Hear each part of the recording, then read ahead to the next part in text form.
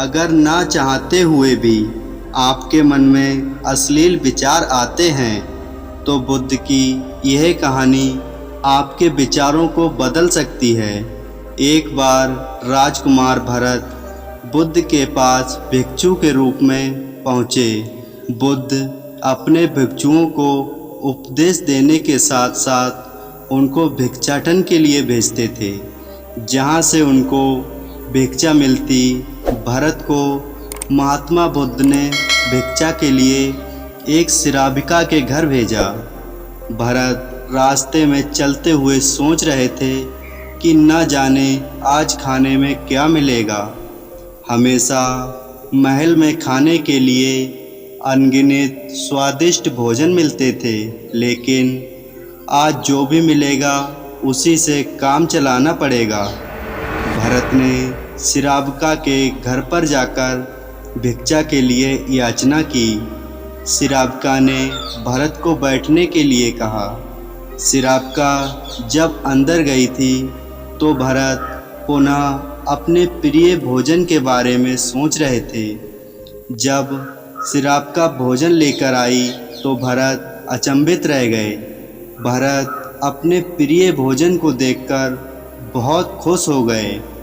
भरत भिक्षा ग्रहण करने लगे। भिक्षा ग्रहण करते हुए भरत सोचने लगे कि उनको हमेशा खाने के बाद कुछ विश्राम करने की आदत है, लेकिन आज उन्हें यहाँ से खाना ग्रहण करने के बाद धूप से होकर वापस आश्रम पहुँचना है। भोजन हो जाने पर श्राविका ने भरत को कुछ समय विश्राम करने के लिए आग्रह किया। भरत पुनः खुश हो गए। सारी इच्छाओं की पूर्ति देख भरत उसको एक संयोग मानकर कुछ देर के लिए बहुत ज़्यादा खुश हो गए। भरत ने श्राविका से पूछा, मुझे माफ़ कीजिए, पर क्या आप मेरा मन पढ़ सकती हैं?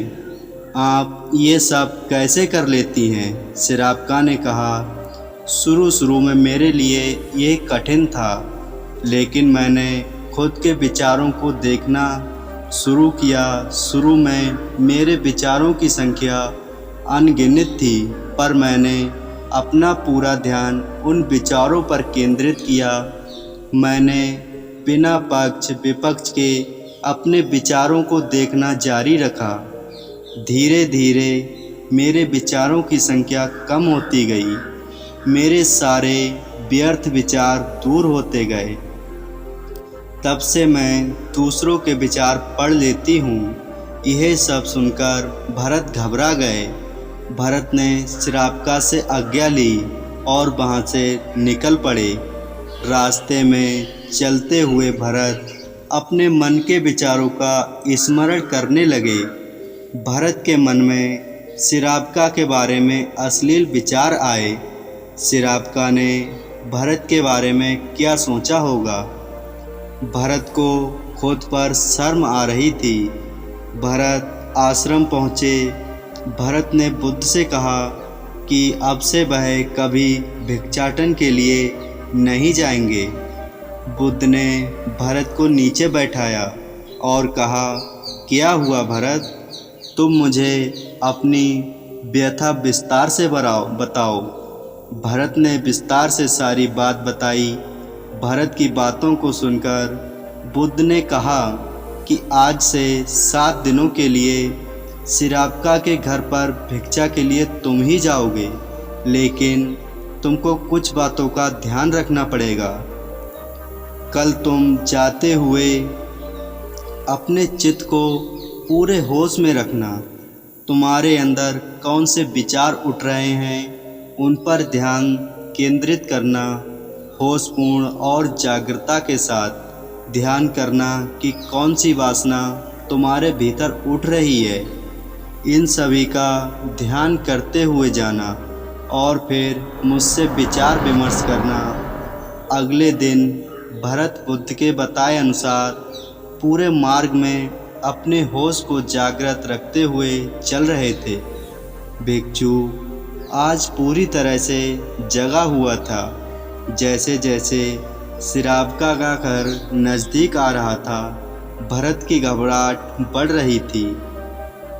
भरत ने अपनी घबराहट को एक तरफ करते हुए बुद्ध के विचारों पर ध्यान केंद्रित किया। जब भरत सिरावका के घर पर पहुंचा तो उसके दिमाग में केवल एक सन्नाटा था, जिसके भीतर कोई वासना नहीं, कोई कामना नहीं, ना कुछ अच्छा पाने की इच्छा थी। भिक्षु भरत ने भिक्षा ली, ग्रहण की और वहाँ से वापस निकल गए। आज भरत रास्ते में नाचते हुए गए। आज उसको जिस आनंद की अनुभूति हुई वह अद्भुत थी। आज से पहले इस आनंद को उसने कभी महसूस नहीं किया। भरत ने आश्रम पर जाकर बुद्ध को प्रणाम किया।